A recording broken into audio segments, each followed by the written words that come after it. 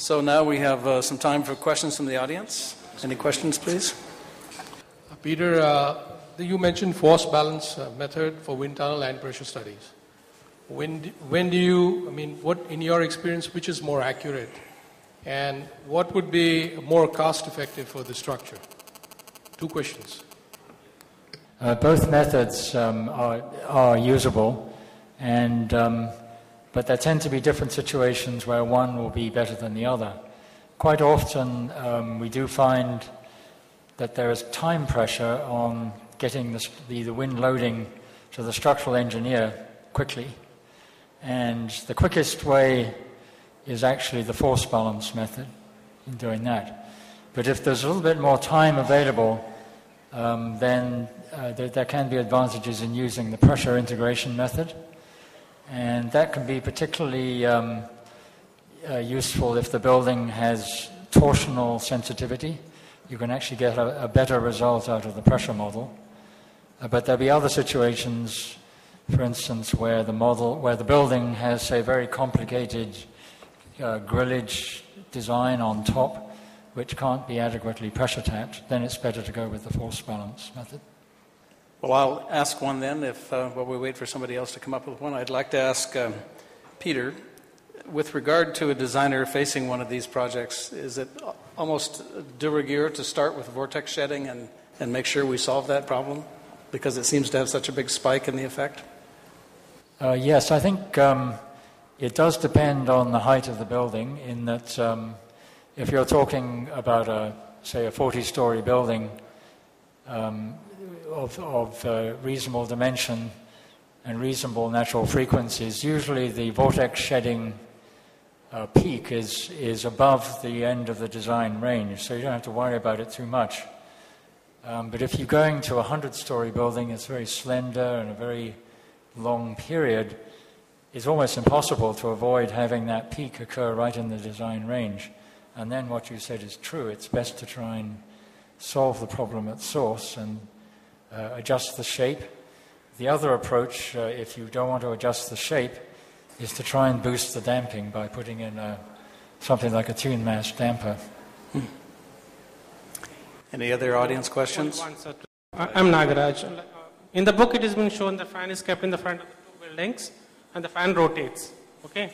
If the wind direction is to the other side, how about the rotation of the turbine? Sorry, can I just make sure I understood the question correctly? Sir, the question is... if I understand you right, you're asking whether the wind turbines work only in one direction. Yeah, that's correct. I mean, that's one of the drawbacks of having horizontal axis machines, because it's not easy to install these sort of machines in a way, particularly at that sort of scale, in a way that you can easily pivot them 180 degrees so that they can deal with wind from the other side. I mean, there are other types of turbine that work bidirectionally, so they can work in both directions. But again, these are not the off-the-shelf machines. I mean, the design intent for that particular development was very much to stick as close to established technology as was possible. And though those turbines might look like they are established technology, I assure you they're not. There was a lot of bespoke design that went into the turbines themselves. So they really only work for wind coming in off the sea in Bahrain, which as it happens, the wind climate was such that in excess of 60% of the time the wind is actually coming from that direction. So it seemed to work reasonably well. Next question to Peter. It's assumed that the tall building is to one side. After some years, one more building, the tall building comes to the other side. What is the effect of the design at the case 1 and the case 2? I think if I understand the question right, you're asking about the effect of say, a subsequent building going up near one that was tested before. Yeah, that can be very important, and it can be a tricky issue to deal with in wind tunnel testing, because you never can predict exactly what will be built, say, in 20 years' time. But there are things that we do in the testing business, I guess, and that's try and find out what is planned, what is likely to happen in future, and test the different scenarios in the wind tunnel and take the worst case. The other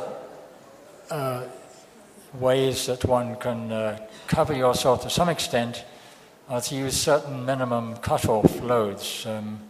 You may find, for instance, on a building that it has very low loads when you look at the results from the wind tunnel, and then you realize it's because it's being heavily sheltered by surrounding buildings. So you ask yourself the question, well, what happens if somebody removes one of those in future? And that's a good reason for using some judgment on and applying some lower cutoffs below which you do not go. Do you want to add anything to that, Graeme, at all? The only other thing that you can do in those cases, if you've got two buildings and this is your new building, you can say, well, what's the effect on that building with that building and without that building? And you can counterbalance it going the other way and say, well, this is probably what would be happening to the other building as well. So you get a sort of dual effect on the new building and the existing building. There are some cases where we have been testing a big new building, and we've discussed with the owner about the fact that he may affect other buildings around. And in some of those cases, we've been able to persuade the owner to undertake tests on some of the surrounding buildings to make sure that there isn't going to be a major adverse impact. Yes, go ahead. As per your experience, would like to know, we are talking about one building and the other building. What is the minimum distance you need to keep so that the influence on one building would not be on the other building? If we could plan in a master scheme, two towers in proximity to within each other, what is the minimum distance as per your experience?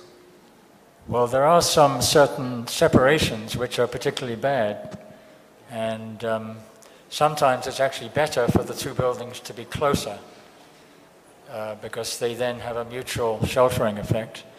And for instance, if you had two rectangular shaped buildings that were equal in dimension roughly, and they were spaced about 6 of those dimensions apart, that can actually be a pretty bad spacing. And then as you go further away, the response will gradually die down. But often in a complex urban situation, there are enough other buildings around creating turbulence that these effects that you see on two isolated buildings tend to get mitigated. The worst case, I think, and Volker and Graeme may want to comment, is when you have two very tall buildings that are kind of free of other obstructions around them, and they can have quite bad interaction. Yeah, I mean, I mean, the issue of effect of surrounding buildings or buildings in the immediate vicinity of developments that are going up is really for us as wind tunnel testing labs and wind engineers quite a challenging one, and being pushed to the limit at the moment, particularly in places like the Middle East where the existing site conditions tell you there's nothing. And within 5 or 10 years, you have tens, if not hundreds, of buildings going up. So whole townscapes are changing, and you are, when you have large master plans to consider, you're in a scenario where you often don't know what most of the adjacent buildings are going to look like. You're not just talking about one or. So often in those situations you're challenged to work with what we would call massing models, where you have to make some sort of assumptions about what the overall massing is that's fixed. But as Peter says, it's you should try and represent as much of the shape and massing in as much detail as you can, because the difference between a rectangular and circular building being upstream of your building can be quite different. Does the installation of wind turbines has any effect on the vertical elements? Have effect on what? Load on the vertical elements. Because vertical elements are resisting the lateral loads. Sorry, effect on the... Sorry, I apologize. Can you repeat that again? Effect no, on... Sir, we are reducing the area of the surface area of the building. So the vertical elements are supposed to reduce load. The load is supposed to be reduced on them. Circular building? Sorry, I didn't understand that. The geometry of the building is what you're referring to? No, so actually wind loads on the vertical elements. Wind load... wind load on the curtain wall. Not on the curtain wall, sir. Lateral force resisting system. Okay. The core walls and the columns. Right. Total load on the building. Okay, if you're asking whether the wind turbines have an effect on the wind load on the curtain wall in the immediate vicinity of the turbine, yes, they interact with the wind flow on the curtain wall. The comment to make is that the curtain wall is normally designed for something like a 50 or 100 year return period, worst case wind. So in terms of ultimate strength and static force or gust pressure, you would assume that the wind pressures that the curtain wall is seeing much higher than any interference effects might generate, given that the turbine in a worst case storm is almost certainly parked up and not doing anything. Now there is a question of dynamic excitation as the turbine's going through at 50 RPM. If you have a 3-bladed machine, that's exciting your local cladding panel at in the order of hundreds of hertz. I can't believe any issues on wind pressures are one of static force, but I can well believe that there is there's potential for vibration, high frequency vibration, to affect the way you might design local cladding fixings. We are reducing the total wind load on the building, right? Using the turbines. We can reduce the total wind load on the building. Sorry, I didn't understand. The total wind load the building is resisting. Again, the overall wind load of building usually relates to extreme storm events. Again, you would expect the turbine not to be operationally, but tether. Yes, but we are reducing the surface area of the building. Sorry? We are reducing the surface area of the building by providing openings. Sorry, even dynamically, I don't think. Well, I mean, again, the wind turbines excite frequencies in the order tens of kilohertz, hundreds of kilohertz. Sorry, not hundreds of kilohertz, tens of hertz and hundreds of hertz, because it relates to the revolutionary speed of the rotor and the number of blades. So they all tend to run at 50 RPM. Whereas the frequency, the structural frequencies that a building would respond in are generally in the regime less than 1 hertz. If you're talking about local support structures, which might be steel or yes, you do need to consider some vibration there. But you are talking about local design issues rather than worrying about the effect of global effects of the turbine on the building. Regarding the use of, say, fins in the mullions of the curtain wall to reduce the vortices caused by the turbulence. If you could use some sort of fins in the mullions of the curtain walls or something of that sort, is it possible? Okay. Well, I mean, I think what was already mentioned is we're trying to interrupt the wind around the building. So obviously any vertical or even horizontal fins would actually have that effect to some extent. But I don't know if you want to elaborate on that, Peter. Are you talking about the loading on the fins or on the whole building? Would it reduce the vortex? Would the vortex effect having fins? Yes, if the fins are of sufficient size, then and you design them right, they could be used as a means of reducing the strength of the vortex shedding. and rather along the lines of the scruton strakes that you see on chimney stacks. Those basically break up the shape of the stack, and if you could arrange your fins to have a similar effect, then you can break up the vortex shedding. In fact, an interesting rider on that, on your question, is on Burj Khalifa. At the very top, that last thin pinnacle, as it's called, we did identify vortex shedding vibration on that. And so we did some tests with different fins, which we discussed with the architect. And we found a set of fins that did destroy the vortex shedding. Yeah, I think one thing about that is it depends on the scale of these as well. I mean, if you are thinking of fins which might be sort of facade protrusions that you have with other functionality, say brise-soleil, something like that, it's unlikely that that sort of thing is going to be at the sort of scale that would interact with the vortex shedding that would excite an entire building. I mean, if you have a building that has a problem with vortex shedding and you're planning to deal with it with fins, you got to accept that they become discrete features of the building form. Yeah, they'd certainly have to be staggered across the building and not the set distance out from the building. The other issue with that is that if you've got a sharp-edged element, you can get very local high pressures on the element itself. We've had, Charlie Benson from Ramble Whitby Bird. I'm a structural engineer. We've heard a lot about the different variables. Is there a danger that wind tunnel testing is becoming such a science, and you're making it so accurate and defined that you're beginning to lose some of the variables? So we end up designing buildings for precise, specific values. You've already mentioned that there are 2 tests which gave different results.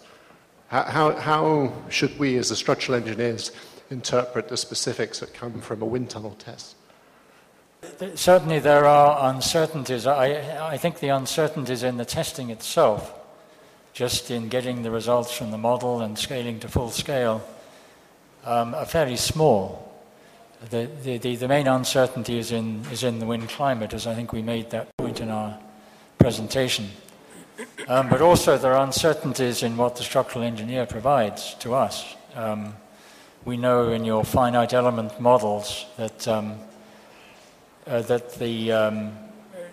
the structure modeled in the finite element model doesn't account for everything, which is fair enough. But also there are other parameters like the structural damping, which tends to be higher at higher loading condition. And if you've got concrete structures, you're going to have some cracking, which causes additional damping, but it also reduces your stiffness. So there are some ranges of values which need to be considered there. And I think it's the same in the wind climate. You need to look at the range of uncertainty. And as with many things, you finish up making some engineering judgment to make a final conclusion. Sorry, I just come back on that. No, I quite agree. And as structural engineers, we have a huge number of variables and parameters which are uncertain.